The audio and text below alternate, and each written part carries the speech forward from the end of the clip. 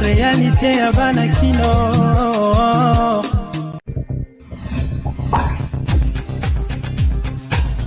En 1989, le conseil d'administration à programme des Nations Unies pour le développement a sengaki date ya lelo le 11 juillet eza la journée mondiale ya population. Journée oyo ezali pona kokebisa la population pe mutu nyonso na oyo etali makambo ya démographie. Ko sensibiliser pona ba problème ya population na bisika bazali ko vivre pe na ndenge bazali ko vivre na bisika yango. Ezalaki nde na 1990 que journée oyo ezalaki célébré pour la première fois. Na 2011 na mokili mobimba population ezalaki ya 7 milliards ya batu.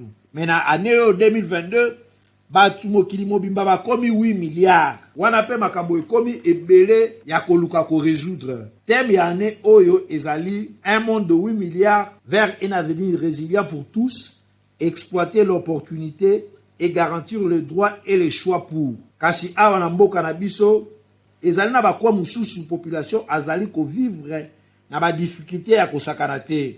Mai ezate, courant te, nzela ya mabe, insécurité, pas même ba école, ata kutu ba hôpital ya ko se faire soigner ezali nango te. Okokanisa ozali na mboka, nzoka nde ozali kaka awa na ville province ya Kinshasa. Bakonzi ya mboka, journée ya lelo esengeli interpeller bino po botia en priorité amélioration ya condition de vie ya population. Awa match eza mabe. Mabe penza.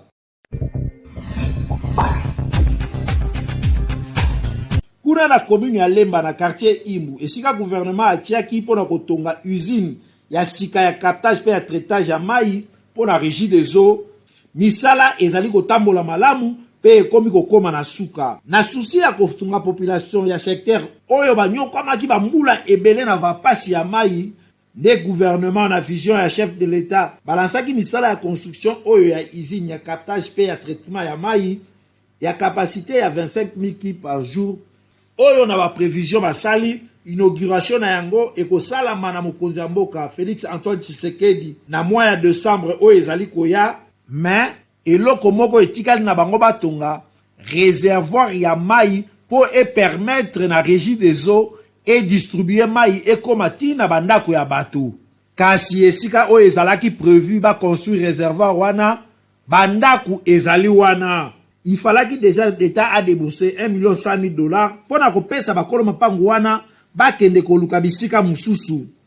Pe babuka mapangu wana bongo bakotonga réservoir wana et permettre à ce que régie des eaux et komisa mai na bandako ya batu oyo ba umeli bambula ebele bazalaka na mai te. Yango tobeleli pe tolobi mbongo ebima pote misala wana esila na mois de décembre bato ya kotoyo bazwa mai na bango. Eza normal.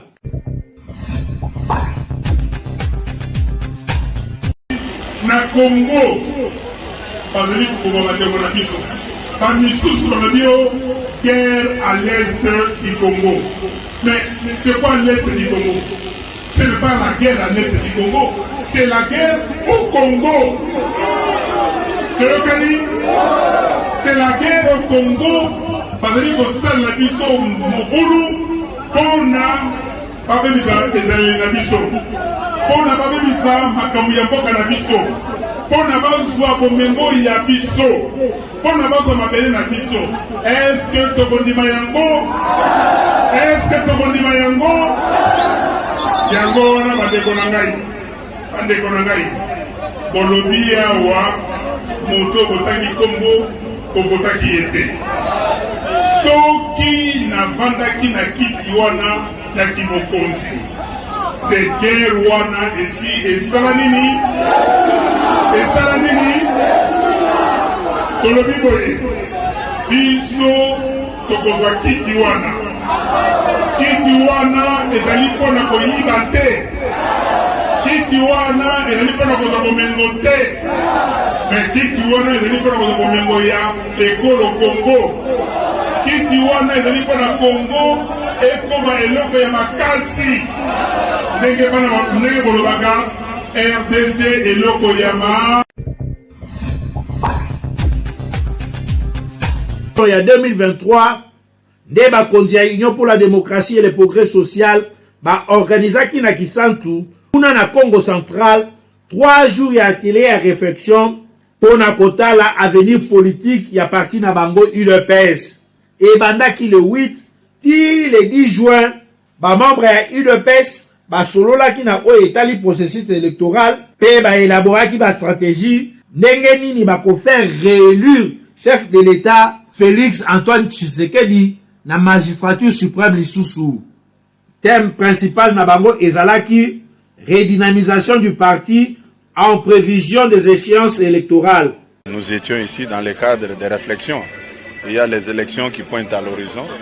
Nous devons quand même nous mettre ensemble et voir comment est-ce que nous allons affronter ces élections-là. Atelier oyo esalamaki na participation ya exécutif national ya parti, expert ya kati pe ya libanda ya UDPS, fédéraux ya Congo central, pe na structure mususu ya parti, lokola Victor Kamkwenda ya CDP, pe na Gibaou, secrétaire général adjoint oyo ya kala. Pour une bonne cause, bango nyonso basangani. UDPS 23.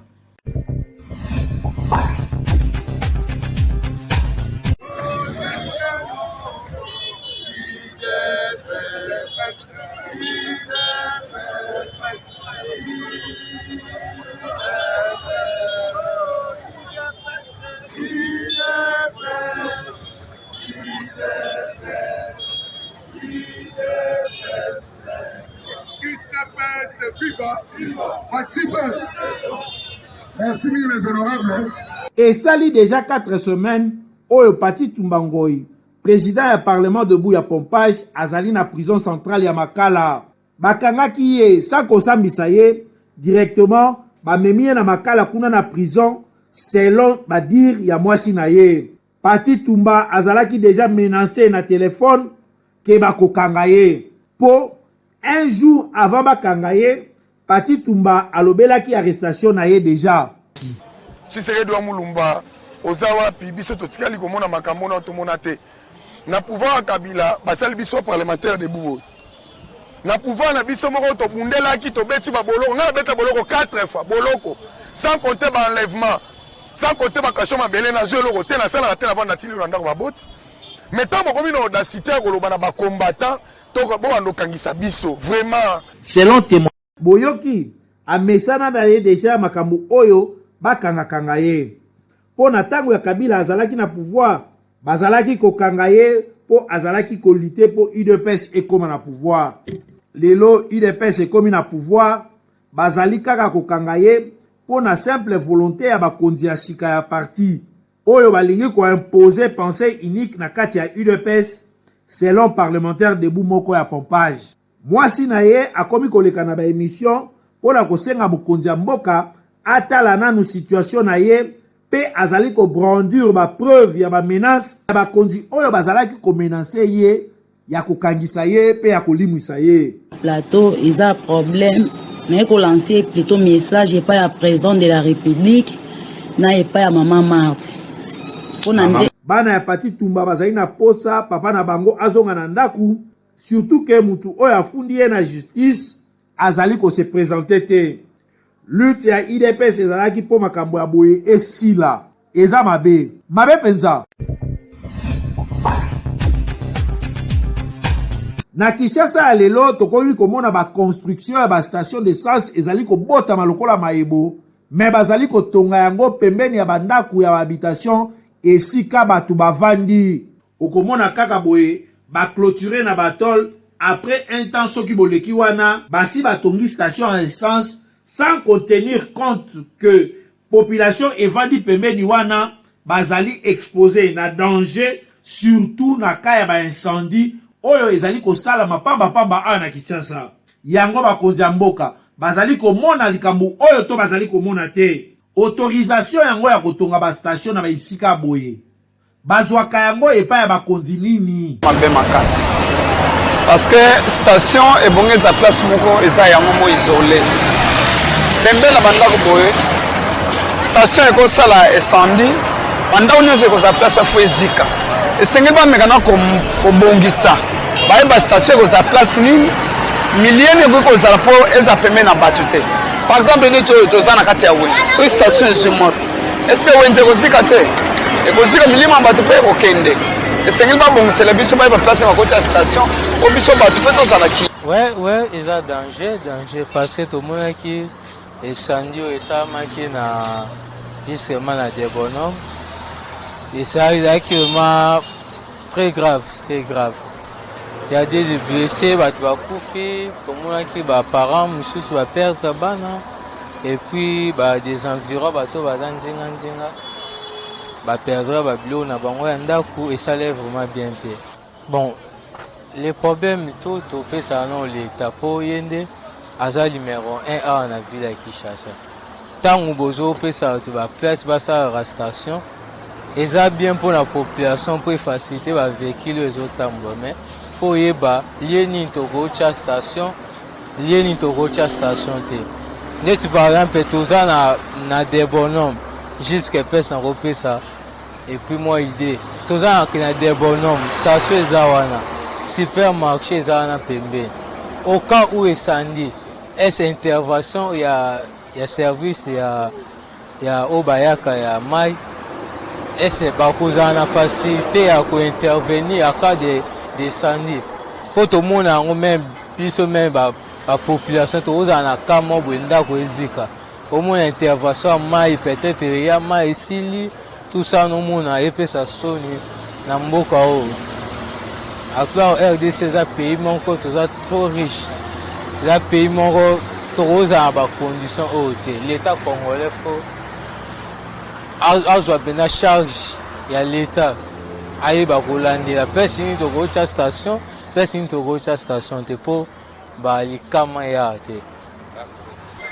eza mabe yango esengaka mwa bisika moko ya bien na banzela bisika banzela ekabwani na katikati wana saba pembeni ya bandako ya bato eza mabe baorganize babongisa nano makambo ya bastation pembeni ya bandako ya bato eza na bisika moko ezosimba na bandako ya bato eza mabe makasi. Ministre ya hydrocarbure Didier Kidimbu tala nanu likambo oyo malamu po bokomaka bakonzi po na kosalela pe ko protéger population. Trouver nanu solution une bonne fois pour toutes po na likambo oyo. Comme ça okotika ba empreinte na passage na yo na ministère oyo. Oyoki salela. Constat oyo tosali lelo na kati ya ville province ya Kinshasa ezali ke bana basi ebele bakomi kozwa mibali oyo bazali même mikolo ya batata oyo baboti bango. Yango mikro ya KMB kitaki na nzela pona kotuna bakinois entre mobali na mwasi esengeli bazala na écart d'âge ya combien po babalana. Mwasi na mobali eza penda pasi po ezala. Ekare oki kozala to oki kozala te. Ekare yaka partir ya dini même na makomi na Nzambe na niveau ya Deutéronome soki totangi na makomi na Nzambe na Bible moto déjà azali même âge moko na papa aboti yo komona déjà bolumbu ne komi malédiction mais à partir déjà ya 10 ans moins de 15 ans soki bozali mwasi na mobali eza ekare moko normal oyo ko pousser ke bato ba continuer na bolingo au-delà même ya 20 ans pour na ngana provaka yango pende eza juste te même mwana ya ngai na ko tolérer te ke lobi to sima lobi abala mbalo aleke même na 20 ans poza papa na ye pour ngana on déjà na botaki na âge à 23 ans naza déjà na bano baza na plus de 20 ans déjà lobi to sima lobi na mona mutu moko aye ko bala pe mwana ngai aleki mwana ngana 20 ans na ko tolérer loko wana te écart normal d'après mes analyses hein après ma recherche nangai ils ont de 5 à 10 ans. Ça ne peut pas dépasser 10 ans. Pour quelle raison? Kobala na mwasi na mobali et car ils ont il y a 2 ans, 3 ans, tant mwasi a zoku développer ba comportement na ye, okomona mobali a changé à quelque chose lisusu mwana mususu moke. C'est comme ça que mobali a kola nanu mwa moke, mwasi a zala pe na âge ya mwa Vraiment, moi, je préfère de 5 à 10 ans, c'est vraiment le cas, d'après mes analyses. Et puis, oh, il n'a jamais mon assurance.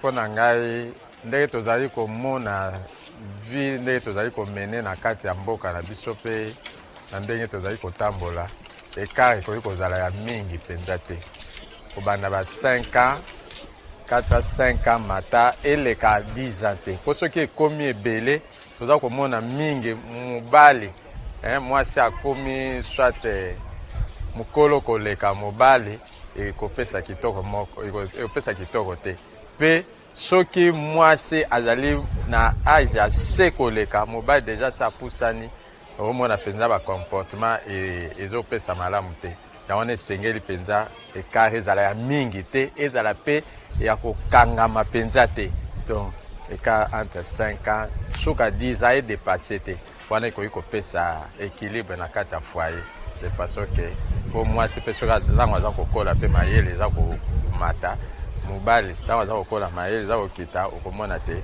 ekoya kopesa bulu yeke na kati ya libota.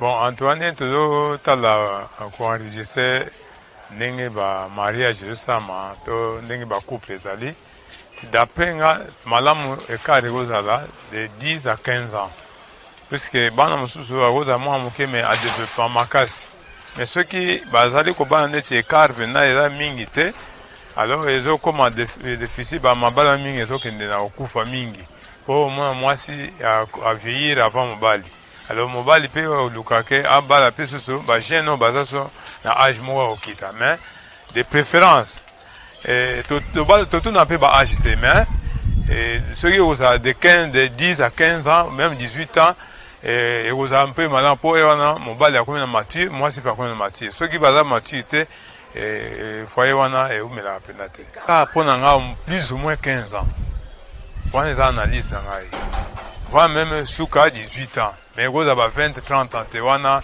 ekosala couple moko ya malamu te.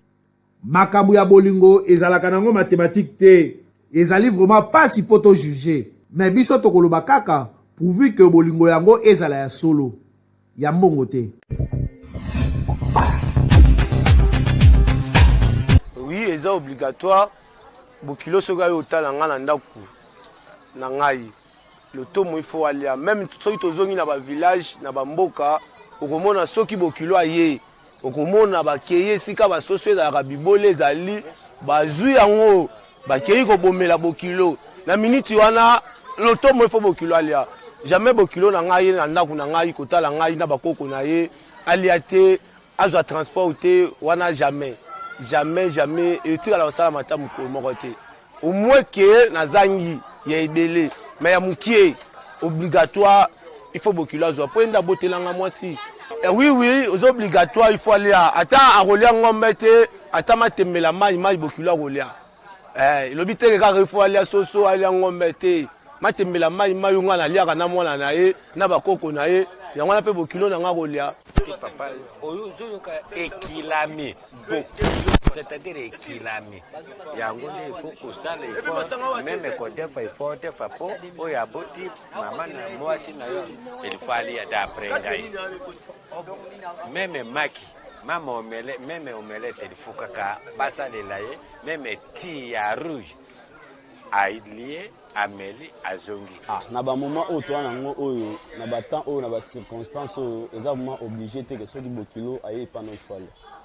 Dans quel sens? Dans le sens que était à koya abimelo soit brisque ou soit à kobimela peu brisque mais à avertir que jour tel na koya na ya rotala et aye pe boya kuchana ba circonstances susu oyo komelo na parler soit yomoko oza malade soit moi sinon abela gravement soit bana no ba gravement malade. À ce moment-là, vraiment, ils sont obligés de faire un au salaire et programme. Ils sont vraiment obligés de faire il faut aller. Peut-être travailler pour l'état de santé na biso, soit c'est bako konae, azongana. Pour nangai, je crois, ceux qui bokilo aye pas nangai, bokilo ata seme ki nangai. Faut na pese le kumu. Ata nazana ngote. Na kotakase na bunda na yamba bien po asepela na ngai bokilo aza muto sakana na ete po na ngai namoni maloba bele ya oloba ezate nga mpo na ngai soki bokilo ayepa na ngai ata naza nango te nakotrakase nayamba ye bien mpo fo yamba ye fo trakase ayepa na yo ntango mosusu ayaka pa na yo te ntango aye siko pa na yo fo yamba ye bokilo soki aye epa na ngai soki naza moto ya boboto moto ayebi kofanda na bato moto oyo ayebi kokabela moninga eloko donc nazomona mabe te ya kopesa bokilo na ngai eloko kolia donc naza d'ailleurs na obligation morale ya ke bokilo aye epa na ngai nakotika ye ake azonga epa na ye na nzala te wana eza na sens te il faut normalement nasala nini na ata ya muke nazwa napesa ye bon obligation morale soki azali na eloko ya kolia te même na sur le plan ya droit naza obligé parce que soki napesi ye te eza neti non assistance à personne en danger supposé que bokilo aza na eloko kolia te aye kolela nzala epa na ngai mais nga naza na possibilité natika ye azonga na nzala wana na mikili ya poto soki opimeli ye akei kofunda ye donc na justice bakokanga yo mpona non assistance à personne en danger po soki libumu na nzala le ventre affamé na point d'oreille libumu na nzala ezalaka na matoi te normalement obligatoirement il faut napesa ye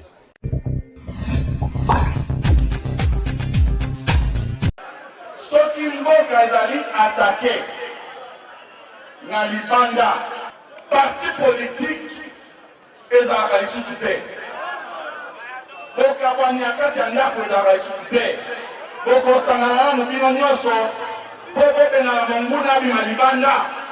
Il ne faut pas que bapoliticien baya kokabola peuple na ntango oyo peuple aza kobunda contre baennemi na ye oyo bauti libanda. Naza koloba polele te soki avion eza likolo na zone ya turbulence babambaka mabanga na pilote te. Soki obambi mabanga na pilote na ntango ya turbulence soki olingi avion wana ekwaya. Soki bato ezali koningana na tempête babungisaka kapitaine wa simbi volonté. Soki baattaque eza kouta libanda esalamaka na mboka nyonso bato basanganaka batikaka nano badivergence na bango pembeni. Bapoliticien congolais mosala na bango koluka pouvoir, koluka pouvoir, koluka pouvoir. Ata komakine ezotanga tozoluka kaka pouvoir, ata bazobundisa mboka biso tozoluka kaka pouvoir. Ezalaka bongo te. Awa na Kisangani nazwi parole librement pour dénoncer l'attitude antipatriotique. Il y a certains hommes politiques oyo tango mboka eza koninga na mopepe bazolinga ke ekwea. C'est diabolique parce que la moment wana attaque au lingaka président de la République attaque aux gens à divergence politique naïe parce que yende azali président de la République na moment wana soki yo mwana mboka quelle que soit ma ambition na yo oza kosala ozala ensemble te na ye président na angle wana ya kokenda na banguna kobundisa banguna ozali kojouer jeu ya banguna ososola makambo naza koloba na bino.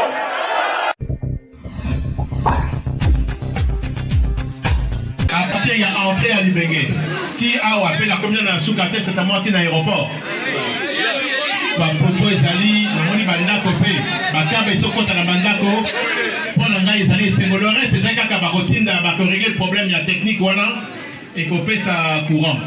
Mais ezali esengo mpo na nini parce que à partir ya courant d'abord il faut topesa la président de la République merci parce que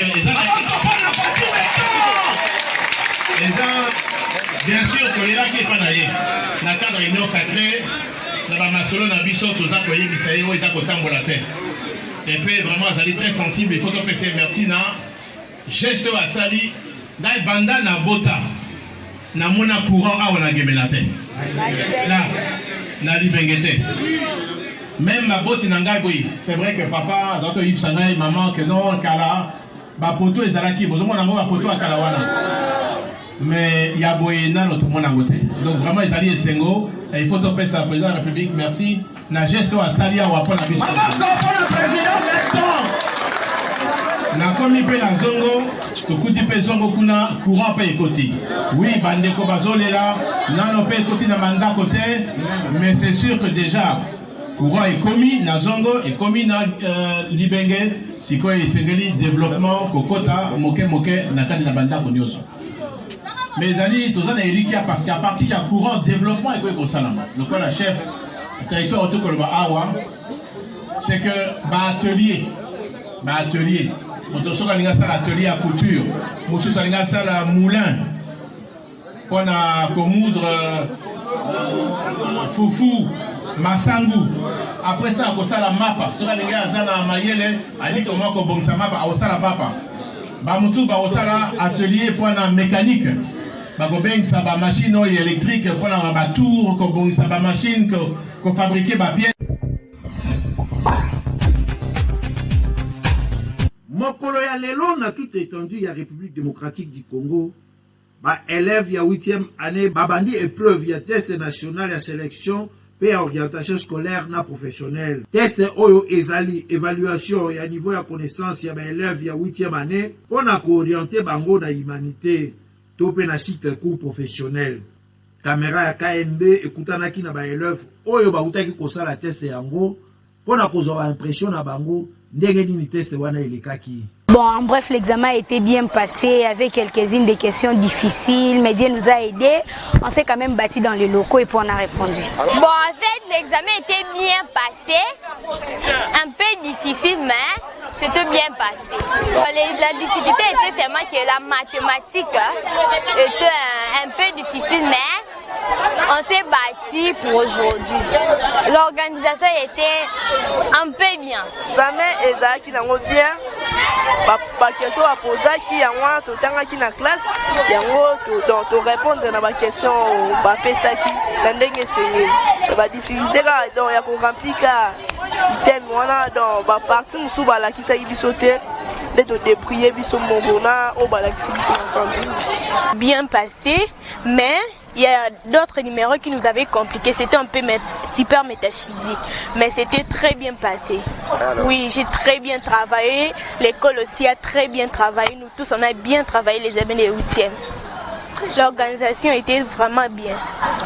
Boye babo karape que ba épreuve oyo ibadi lelo le 14 juillet 2022 pe ekosi la mokolo ya lobi le 15 juillet 2022. Na o etali organisation à test oyo ezali na première édition na yango nde ezali kosalama na cadre ya réforme oyo enseignement national na biso ezali kosala na kati ya mboka na biso. Oui. Président de la République Félix Antoine Tshisekedi Tshilombo a participé à mokolo ya lobi jeudi eleki le 14 juillet na visioconférence na sommet extraordinaire ya Troïka ya SADC. Oyo ezali communauté de développement ya Afrique australe. Troïka oyo ya SADC eza constitué na République démocratique du Congo, Malawi, pe na Mozambique. Bango nde bazali ko diriger à SADC. Point moko ezalaki ya à l'ordre du jour, prolongation ya mandat ya force SADC na Mozambique. Oyo bazali ko lutter contre ba terroriste kuna. Bakonzi ya mboka nyonso misatu ba voter yango pona kimia na mboka ya Mozambique. Bongo décision oyo ekozala validé na 42e sommet ya SADC oyo ekozala le 17 tina le 18 août 2022 awa na Kinshasa. Na kati ya ba travaux yango, président de la République démocratique du Congo Félix Antoine Tshisekedi akokoma président ya SADC. Oui.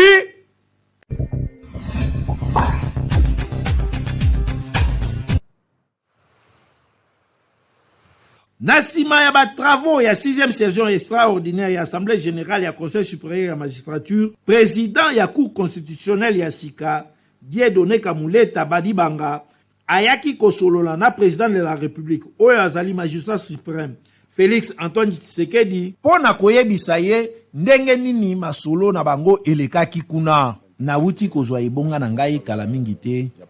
Depuis élection esalamaki lokola na cour constitutionnelle banomaka te président na yango azalaka voté na baninga na ye yango nde esalamaki mpo na ngai mpe mokonzi ya mboka asinyaki ordonnance.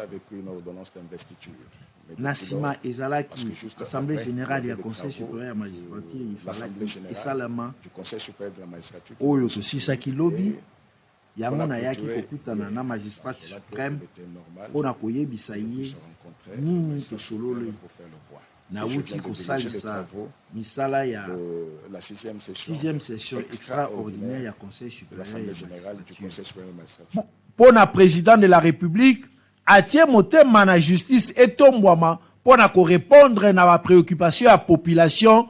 Président de la république ayebisaki ye oui Magazino